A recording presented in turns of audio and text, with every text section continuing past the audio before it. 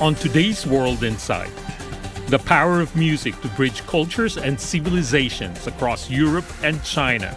That's the work of Maestro Zubin Mehta of the Maggio Musicale Fiorentino Orchestra, Maestro Mehta's decades-long experience on why music transcends borders.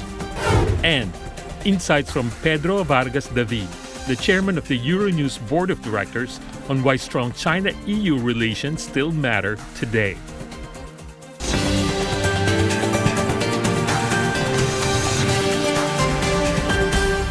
Hello and welcome to World Insight with me, Tian Wei.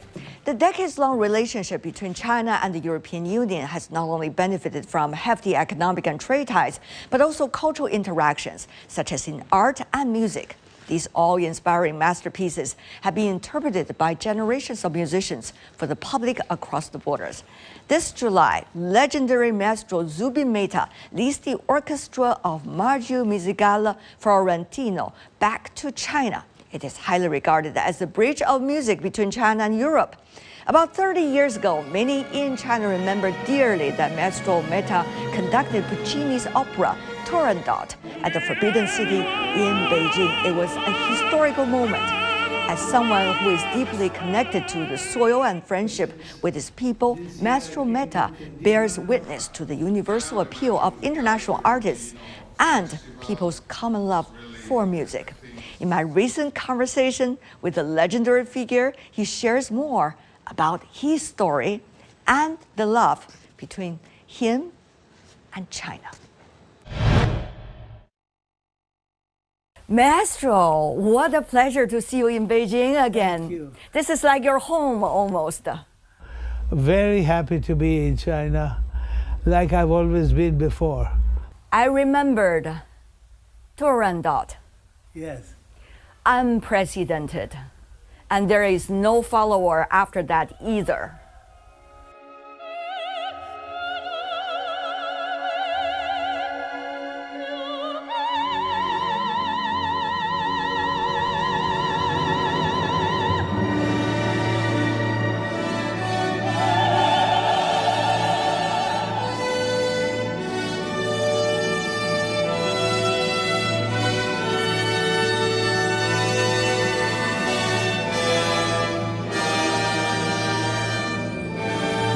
I remember after soprano finished her last aria, the smile on her face, Yes. and the lineup of all the singers and the best of the cast together at the Forbidden City. Yeah. Everybody would say, "Bravo, Maestro."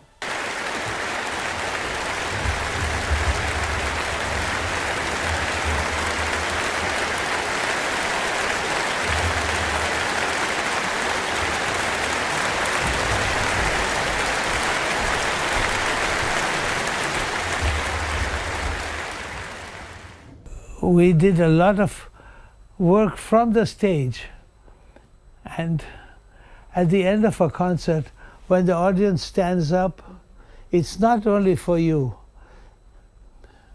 It's for the way what they watch the orchestra on stage involve themselves when they play with all their hearts. After decades of engaging with China, working with Chinese artists, what is China to you?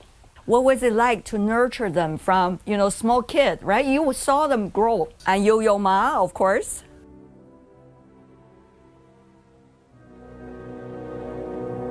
No, he was not so small, but he was a great cellist already then. Yeah.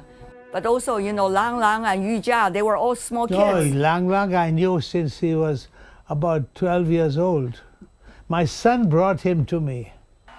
My son was in Philadelphia, and Lang Lang studied in Curtis, Philadelphia.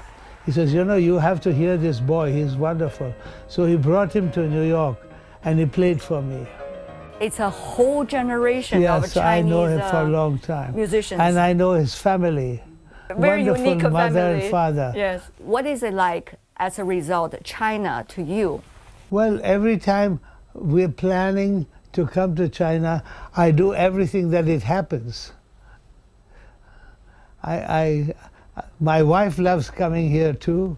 And we have come here as tourists also. You did? Yeah, we went once to Don Juan in the north. Yeah. Beautiful. And Chengdu. I have not played in Chengdu, but I went to see the pandas. And Harbin. We went to Harbin. Lovely. I just love it. We went there in the winter, saw the winter festival, and the summer with the Israel Philharmonic, we gave concerts. And they have built a new music school in Harbin. Very impressive. So I was very thrilled. So you see China inside out? Almost. Almost. Almost. What are the things that you still want to see when you say almost? Well, in China, I've seen most of it. Chungking, I'm going for the first time. Oh, okay. This time? Yeah. This time you are coming together with the Orchestra del Maggio Musicale Fiorentino. I hope I pronounced them right. And this is an orchestra you have been nurturing over the decades. And this time you have some wonderful repertoire prepared already. We're playing a classical repertoire. One Brahms symphony, one Tchaikovsky, and some Italian works too. Which one is closer to your heart? The Brahms symphony.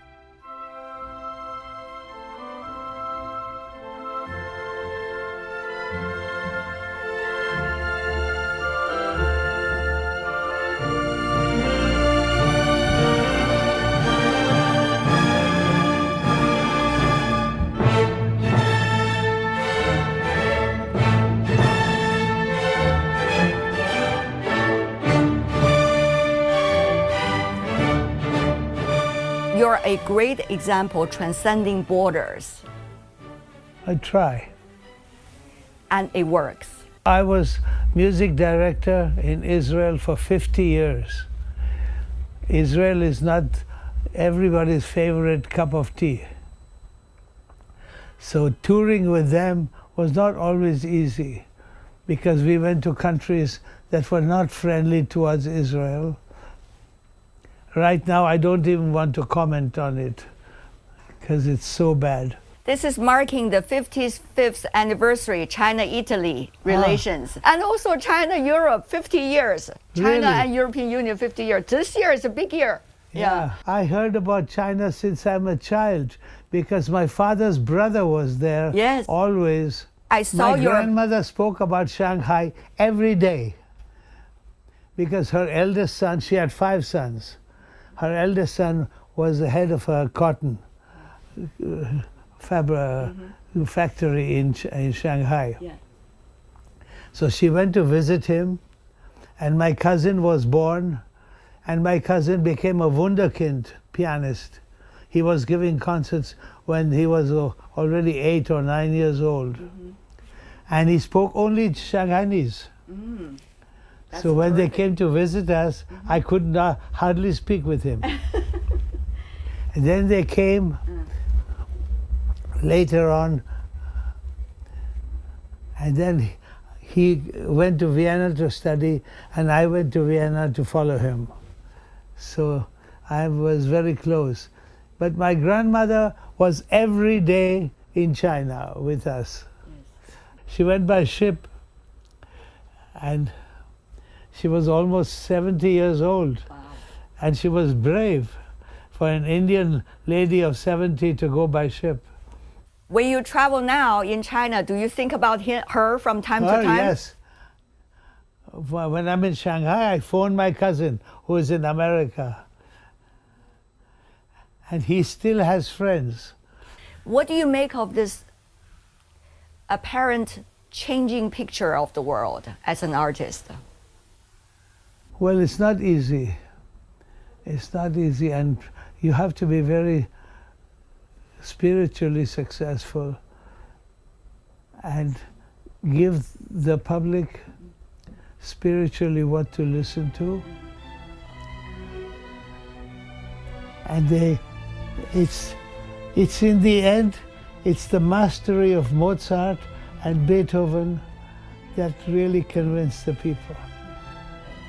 They wrote their pieces 200 or 300 years ago, and they are still popular, means still classical. It goes here. Yeah. So they are the ones who work for us. And you are the one who built the bridges between them and the audience. That's what we call interpretation. It's our interpretation of those classics that hopefully convinces, first of all, the orchestra, then the public. You are very convincing, by the way, Maestro, because you've been working with not only, you know, the orchestra around the world, but also some of the biggest names. I mean, with soloists? Yes. Yeah, I'm very fortunate. Yeah. First of all, the three tenors, they are all strong personality. I mean, as a maestro, how could you, you know, bring them all together? No, because they are all very friendly. I had no problems. I did operas with all three of them before, so I knew them all. And they got along very well. They didn't fight of which aria they would sing. It was no problem. They were all gentlemen. Friendly with one another. That helps. And how do you bring the best out of them? I don't know, they do that. They have competition amongst themselves. Good point. That's the way to go, isn't it?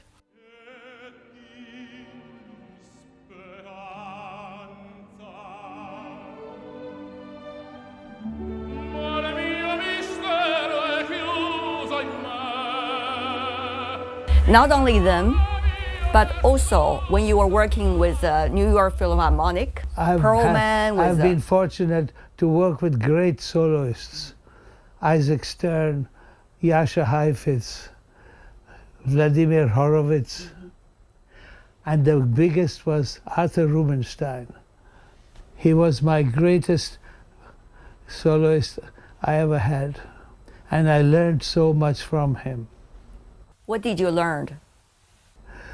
I learned the simplicity of interpretation from him. And then, of course, I have the younger generation like Daniel Barenboim and Itzhak Perlman and Pinchas Zuckerman. They were the next generation, and they were all great and wonderful. Do you miss some of your friends? Yes, especially Isaac Stern. I miss because we had a great friendship on stage. And Rubinstein also. It's the musical phrase that we give to one another. He plays one phrase, I reply with the other. That's the composer who did it also. That's beautiful, the way you describe it. I love it. And now, the whole new generation coming up. Yes. Do you see difference? And there are a lot of Oriental. I just did Aida in Florence. I had 3 great Korean singers, but only South Korean. North is not even available. We hope one day they will be. And 2 Chinese were there also. Amazing. Yeah. Global cast. Yeah. Without the language communicating, you bring the best out of them once again. We have to teach them Italian. Was it difficult? Pronunciation not so good. Having said that, though, you experimented with new ideas. For example, when you were in New York, perform in Harlem. Yes. Bring the music to the most grounded occasions. Yeah, because I found out that the New York Philharmonic had never played in Harlem. And there's a church which is their Mecca. Yes. For the black people. You were there. So we went, I asked the priest, and he says, please come. So we went there with great white and black soloists. If you want to say something to your Chinese audience, anything you want to say to them? I hope I come back very soon. We are looking forward to the next time again. Thank you so much, Maestro. What a pleasure. That is my exclusive interview with the legendary Maestro Zubin Mehta when he has been performing with the orchestra of Maggio Musicale Fiorentino from Italy in China. Later, I also sat down with some of his friends and asked about how they felt about the tour and the music tie between China and Europe. You heard Maestro very excitedly talking about his future China tours. He is a real China fan, and his wife is as well. And all over the world, they tell everybody about China, how wonderful it is. For Maestro, he stays in the center of the repertoire. Sure. So the first half of the concert is very beautiful Italian music, and the second half is a big symphony, right? We wouldn't have minded to do a little more adventurous programming. He wanted to do it as well, but it's a quite heavy tour. Right, 8 concerts in just 2 weeks. Indeed. And so the orchestra... And in different cities. And in many different cities. So there's also the travel to think about. So he really felt we should stay a little bit more towards the center, other than adding, we talked about adding a Mahler symphony, it's a very big work, or adding some Italian symphonies. But anyway, we ended up with this, and he was happy with it. I think the audiences will be happy. What is it like to work with Maestro? I think I can speak on behalf of all my colleagues that for us is a privilege, is an honor, to work with such a legend of classical music and of arts in the world. And it's an inspiration every time. Of course, we can talk technique, we can talk the gesture, we can talk about many things, but I really believe it already comes from the look. So the contact that it makes you have, and that you learn to follow, and it's unique. But every time is a joy. It's a joy to make music with him, and here in China, come back in. I think it's the 5th time. Really? Yes, for me, from 1999, Wow. with Maestro Mehta, with the orchestra of Maggio Musicale Fiorentino. I think music is the best way, the art of the relationship. So it's the best way to build this link, the bridge from our cultures. Maestro Zubin Mehta visited China for performances a few years ago, which we supported in their organization and coordination. This year marks the 55th anniversary of diplomatic relations between China and Italy, and we hope to take this opportunity to invite renowned Western, particularly Italian maestros, to visit and perform in China, further advancing cultural exchange and mutual understanding. During today's event, Maestro Zubin Mehta most frequently mentioned Shanghai and Harbin. Harbin is currently hosting the Harbin Summer Music Concert, a prestigious event in China that focuses on domestic and international collaborations. This 2-month-long festival features classical music, stream performances, and other forms of artistic cooperation, reflecting our model for China's cultural exchange with the world. Upon learning more about the event, the maestro expressed strong interest and shared his hope to visit Harbin to experience the charm of this musical city.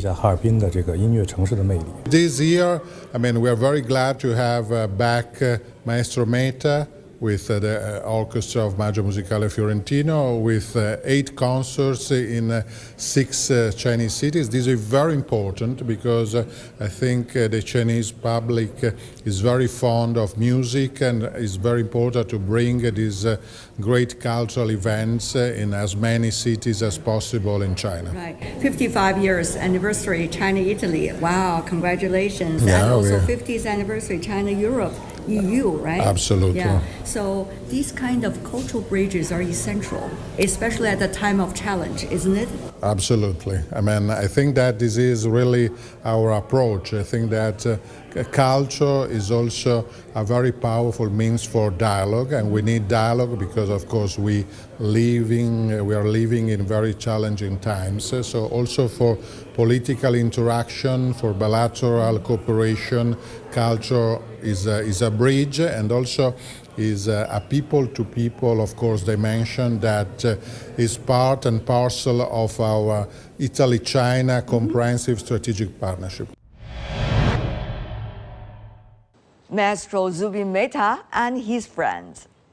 And this is World Insight. Coming up in the program, insights from Pedro Vargas David, the chairman of the Euronews Board of Directors, on why strong China-EU relations matters today.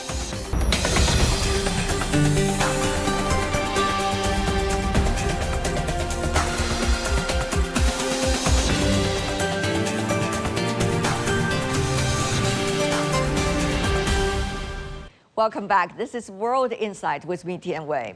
Recently, I caught up with Pedro Vargas David, the chairman of the Euronews Board of Directors. As a prominent European investor, he says strong China-EU relations are vital to Europe, and their affluent achievements so far prove that win-win results are possible between the two sides based on mutual interests. Here is some excerpts of our conversation. The uncertainties and unpredictabilities, given that backdrop, an investor like you, what does that mean? In Europe, the situation is a little bit more difficult. Growth has been reduced in a number of sectors, and exactly this huge increase in spending in defense from European countries will have an impact in our economies. It will boost it, it will have a short-term boost from the spending that is going to start coming. This Germany going for €1 trillion of investment defense. All of these things are going to be radical changes, but we live in uncertain times and we have to be much more careful where we invest. And you start seeing that from the investors. You start seeing things that people were doing a few years ago that have disappeared. In VC, for example, you start seeing less and less, I would call it crazy investments, this idea of financing always companies that are always losing money just for the hope of growth. That is disappearing. We are coming to more reasonable terms, and that is not sometimes always bad. It's better to have soft landings than to have aggressive landings. But in the world of uncertainty we live today, I still think we could be much worse than we are. Why is the Europeans still pondering now? Why don't they think now is the moment for them to come together with China? It just seems to be such an obvious choice. Yes. They are. I mean, I would agree that good relations with China are important for Europe. I don't think we should be putting ourselves in a situation where we have to choose either from the United States or from China. Our transatlantic partnership is critical for our security. It's our vital interest. It has preserved peace in Europe. So that's an important element of Europe, geopolitical strain. And I really cherish our relation with the United States. But it should not influence our relation with China. Our relation with China has to be judged on the basis, on the merits of our interests and Chinese interests. And so we have to have our own China policy. The United States have theirs, we respect that, we have ours. First point. Second point, you don't have unanimity inside the European Union. You have countries which take a pretty negative stance towards China. It's very easy to identify which countries they are because they are the countries that China did not give a visa waiver to. So now the list is very clear and it's became very public. On the other hand, you have countries which have received a lot of Chinese investment. I come from a country which has received a lot of Chinese investment. Portugal is a very good example. When Portugal was bankrupt and in a very difficult situation, we did not sell our companies and many of our assets to Chinese companies out of the interest, political interest. We just said it will be a fair competition and whoever pays more will be accepted in the country. And China, at that moment, invested more in Portugal than the United States, than Germany, than other countries. And so our our utility company is the largest shareholder is Chinese. Our state-owned electrical grid is invested by state grid of China. And to be honest, it's a good case because when you look back, we don't really see political influence from China. We don't really see China meddling in internal affairs of Portugal. We share a history of 5 centuries together because of Macau. We have a very positive story after the return of Macau to China, contrary to others. I don't want to go into that file today. But so we've had that good relation with China. And I can say the Chinese investment in Portugal has been responsible, has been positive, and is positively perceived by the population.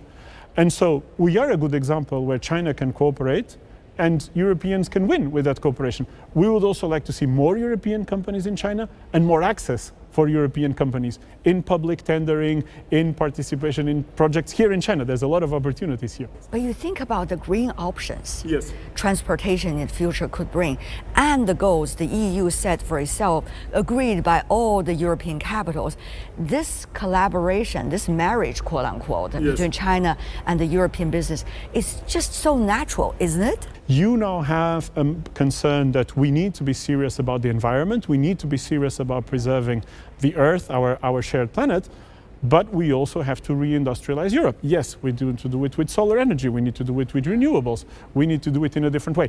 But the green emphasis, and this is important even for China, the green emphasis that was put in Europe 5-10 years ago has radically changed. The political landscape in that sense has changed. Now the rule and the name of the game is reindustrialization. And China can be a part of it and should be a part of it. So when we become economical and trade, how pragmatic we need to be, not being blindfolded by rhetorics or narratives. I think the reindustrialization has to be done in a smart way. We need to invest in high-tech industries. We need to develop industries that are of great value added. We continue to be a very rich area in Europe. Europe is a market of 400 million consumers who have an average consumption power that is only comparable to the United States. China is still getting to those numbers. And so we have a very big interest in having a pragmatic solution with China on trade. There are imbalances. The surplus is very different, is very big for China, and so we need to balance that. But we can do it in an intelligent way, and I hope and I believe that the Chinese party would engage in that conversation with the Europeans. Europe has been, generally speaking, talking about going to the top tier in terms of innovation. To be honest, I would love to see opportunities to invest more in tech in China. And I think there, from the Chinese side, there should be a little bit more openness towards receiving other companies. I understand when China blocks certain solutions because it's being blocked in the US from other solutions. That's part of the game. In my preferred world, we should be in a situation where everyone could compete everywhere. WeChat should be expanding in Europe and in the US. WhatsApp should be expanding here. And unfortunately, you don't have European solutions at that level, but we need to put ourselves also up for the game. And so in a better world, we should all compete, and the best solutions and the players should be able to play the market. I'm absolutely against bans. I've had, and some of our competitors and famous other media people have said, we should ban TikTok in Europe. I don't think that banning the channel is the way to ban the voices. If we have a problem with the voices, we should not have a problem with the channel. This is a solution not to, if people are not happy, we cannot blame the communication way. We have to address the root causes of why the people are not happy. And that's all the time we have for today. If you'd like to know more, search World Insight or check out our YouTube channel. Follow us on X and Facebook. I'm Tian Wei on behalf of the team. Thanks for being with us, and I'll see you tomorrow. Bye for now.